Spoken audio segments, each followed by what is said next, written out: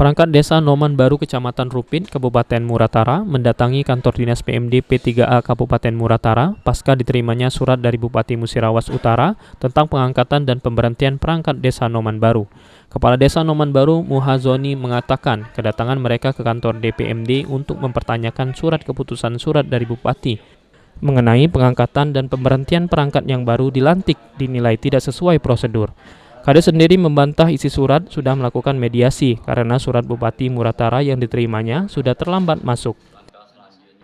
11/2021 artinya sudah 21 hari.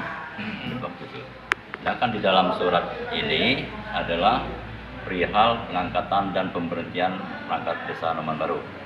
Nah, di sini surat yang ini dia diminta kepada kepala desa untuk memberhentikan perangkat desa yang sekarang diberi waktu 3x24 jam harus dilaksanakan itu.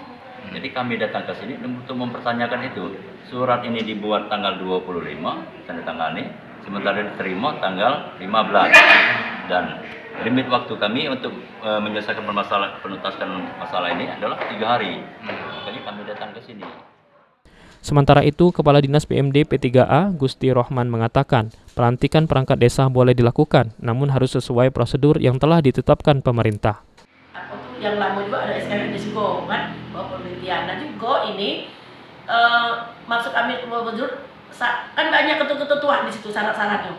Nah, Pak Kades mengambil daripada tindakan untuk melantik yang baru, apa alasannya? Nah itu maksudnya kayaknya kan dia suruh buat. Benar. Dia harus berargumentasi juga melalui surat dia kan, supaya kita bisa telaah lagi. Nah misalnya, aku nak nganu dia misalnya, ya oke, umur dia memang ini sesuatu. Aku nak ini dia misalnya dari tahap ini dia udah datang, diajak Pak ini dia datang, mana itu pegawai bisa dikatakan. Berarti Kades yang sekarang melantik baru.